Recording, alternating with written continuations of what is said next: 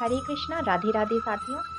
साथियों, आज फिर से एक बार हरी कृपा से मैं प्रस्तुत हुई हूँ आपके सामने अपने चैनल कृष्णा माखन चोर पर एक बहुत ही रोचक और सुंदर प्रसंग के साथ। आप इस प्रसंग में जानेंगे कि कैसे हमारी श्री जी हमारे ठाकुर जी पर कृपा करती हैं।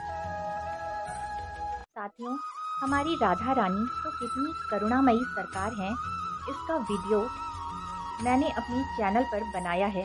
कृपा करके उस वीडियो को ज़्यादा से ज़्यादा देखें और ज़्यादा से ज़्यादा सब्सक्राइब करें, शेयर करें, ताकि वो आगे तक पहुंच सके और हमारी राधा रानी कितनी ऊंचाई वाला दिव्य तत्व हैं और उनके बारे में इतनी महत्वपूर्ण जानकारियाँ लोगों तक पहुँच सकें। तो प्लीज़ उस वीडियो को ज़्यादा से ज़्यादा आगे बढ़ाइए।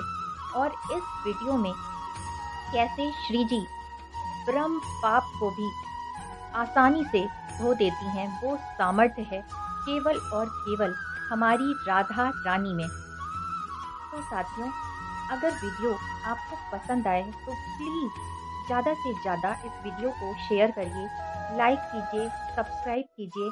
और अगर आपको कुछ इससे रिलेटेड जानकारियाँ चाहिए या आप चाहते हैं कि मैं इस तरह के वीडियो और बनाऊँ, तो प्लीज़ कमेंट बॉक्स में अपने कमेंट भी और अपने सुझाव भी ज़रूर दीजिए।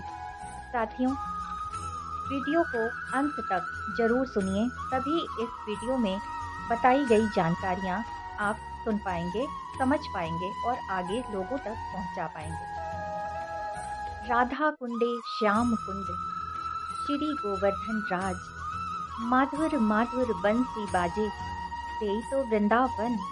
हाँ साथियों, जहाँ पर राधा और श्याम कुंड है, मधुर मधुर बंसी बजती है, श्री जी और हमारे ठाकुर जी की चरण रज है, वही तो वृंदावन है। साथियों, हमारे ठाकुर जी ने जब से जन्म लिया था तब से कंस उनको मारने के लिए लगा हुआ था और एक से बढ़कर एक भयंकर दैत्य भेज रहा था कि किस तरह भगवान श्री कृष्ण को मार सके। लेकिन वो नहीं जानता था कि त्रिलोक के स्वामी को मारने की ताकत किसी में भी नहीं है। इसी तरह एक बार कंस ने अरिष्टासुर नामक एक दैत्य को भेजा। कंस जानता था कि भगवान श्री कृष्ण को गैयों से बहुत प्रेम है। उसने अरिष्टासुर को बैल के रूप में जाने के लिए कहा और अरिष्टासुर ने तुरंत ही बैल का रूप धारण किया और भगवान श्री कृष्ण की गैयों में जाकर छुप गया और उन गैयों को मारने लगा।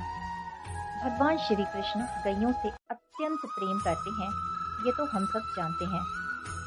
प्रभु यशोदा मैया की गोद में बैठे हुए थे, तभी वहाँ ब्रजवासी आए और बोलने लग गए, मैया जल्दी बाहर चलो, कन्हैया जल्दी बाहर चलो, एक बैल रूप में दैत्य आया है और उसने सब कुछ तहस नहस कर दिया है और वो गैयों को भी मार रहा है। ये सुनकर प्रभु तुरंत दौड़े दौड़े आए अपनी गैयों की रक्षा करने के लिए और छोटे से ठाकुर जी ने बैल को सींग से पकड़कर घुमा घुमा कर उसको मार डाला। साथियों, जब बैल का अंत हो गया तब सब कुछ जो तहस नहस हुआ था ब्रजवासी ठीक करने लग गए। लेकिन ब्रजवासियों को ये बात अच्छी नहीं लगी कि कन्हैया ने बैल को मार दिया, क्योंकि ब्रजवासी तो गैयों से कितना प्रेम करते हैं ये तो हम सब जानते हैं। और वो कहने लगे, कन्हैया बैल तो धर्म का प्रतीक है और तूने बैल को मारा है तो तेरे ऊपर गौ हत्या का पाप चढ़ गया। तब प्रभु ने कहा कि मैंने बैल को नहीं, बैल के पीछे जो दैत्य छुपा था उसका वध किया है। लेकिन ब्रजवासियों का गौ प्रेम कन्हैया से कहने लगा कि नहीं कन्हैया, तुम्हें अब इसका प्रायश्चित करना होगा, तुम्हें तीर्थों के जल से जाकर स्नान करना होगा। तब कन्हैया ने कहा कि मैं कहाँ कहाँ जाऊँगा और तीर्थों के जल से स्नान करूँगा, तो मैं एक काम करता हूँ कि सारे तीर्थों को अगर मैं यहीं पे बुला लूँ और स्नान कर लूँ तो कैसा रहेगा। तब सबने कहा कि ठीक है, ये भी अच्छा रहेगा। तब प्रभु गिरिराज की तलहटी में जाकर अपनी वेणु से यानी अपनी बंसी से एक गड्ढा खोदे। मिट्टी में प्रभु ने एक गड्ढा खोदा और उससे एक कुंड बनाया और सभी तीर्थों के जल उस कुंड में इकट्ठे हो गए और नाम पड़ा श्याम कुंड। तब प्रभु ने उस श्याम कुंड में स्नान किया। तब ब्रजवासियों ने कहा कि हाँ, अब ठीक है, अब हमारा कन्हैया पाप मुक्त हो गया। लेकिन प्रभु तो पाप और पुण्य से परे हैं। लेकिन ब्रजवासियों का ये भाव था कि कन्हैया को पाप लगा है, तो वो हत्या के पाप से मुक्त होने के लिए उसे तीर्थों में स्नान करना पड़ेगा। और प्रभु ने ब्रजवासियों के प्रेम में आकर ये कार्य किया। फिर प्रभु के सखा और हमारी श्री जी की सखियाँ आपस में बातचीत करने लगे। तब मनसुखा ने कहा कि देखो ललिता, हमारे श्याम का तो कुंड है, तुम्हारा राधा रानी का तो कोई कुंड नहीं है। हम सब तो इस श्याम कुंड में स्नान करते हैं। तब श्री ललिता जी ने कहा कि मनसुखा, ज़्यादा इतराओ मत, क्योंकि एक संत महाराज आए थे और मैंने उनसे कहा कि आप सभी तीर्थों के जल में एक साथ स्नान कर सकते हैं, जो कि हमारे श्याम सुंदर ने बनाया है। श्याम कुंड है, इसमें आप स्नान कर लीजिए, सभी तीर्थों में स्नान हो जाएगा आपका। तब उन संत महाराज ने कहा कि नहीं, इस कुंड में तो पाप बसा है, गौ हत्या का पाप है इस जल में, मैं इसमें स्नान नहीं करूँगा। मनसुखा चुप हो गया और तब ललिता जी ने ये बात जाकर श्री जी को बताई।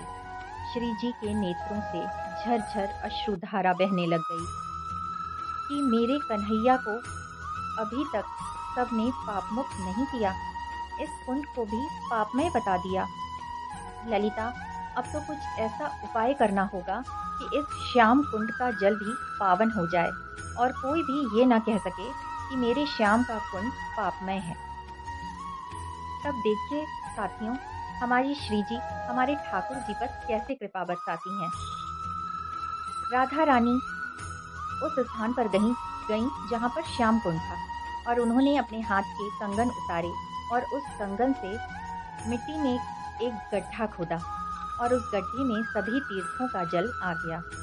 फिर राधा रानी ने कहा कि अब इस कुंड से जब सभी तीर्थों का जल श्याम कुंड में पहुंचेगा तो श्याम कुंड का जल भी पावन हो जाएगा और कोई भी नहीं कहेगा कि इस कुंड में पाप बसा है। श्री जी अपनी कृपा बरसाती हैं और अपने एक कंगन मात्र से सभी तीर्थों का जल लाकर श्याम कुंड में प्रवेश करा देती हैं। और श्याम कुंड और जिस स्थान पर श्री जी ने कंगन से गड्ढा खोदा, वहां पर भी सभी तीर्थों के जल से एक कुंड तैयार हो गया। नाम पड़ा राधा कुंड।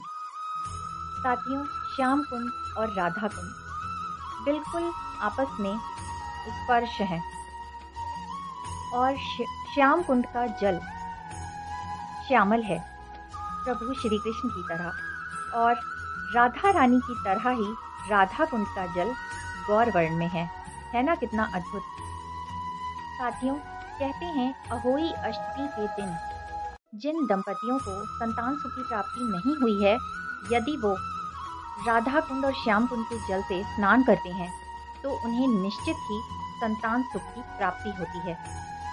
साथियों, आपने जाना कि ब्रज भाव में कैसे श्री जी ने भगवान श्री कृष्ण को पाप मुक्त कर दिया। वो बहुत करुणामयी सरकार हैं, जो कोई भी उनकी चरण शरण में जाता है वो उस पर सिर्फ अपनी कृपा बरसाती हैं, क्योंकि वो हैं ही बरसाने वाली राधा रानी। क्या बरसाती हैं भक्तों पर? सिर्फ और सिर्फ अपनी कृपा बरसाती हैं। साथियों, जब आप राधा कुंड और श्याम कुंड का दर्शन करेंगे तो आपको ऐसा नहीं लगेगा कि ये एक कुंड है, बल्कि ऐसा लगेगा कि स्वयं राधा कृष्ण का मिलन हो रहा है। ये कुंड देखने के बाद, उसकी भव्य सुंदरता देखने के बाद आपको ऐसा ही महसूस होगा कि ये गौर वर्ण और श्याम वर्ण राधा कृष्ण के मिलन का प्रतीक है। साथियों, कहते हैं कि 1000 वर्षों तक हिमालय का वास करने से जो फल हमें प्राप्त होता है, वो केवल राधा कुंड के जल का आचमन करने मात्र से हमें मिल जाता है।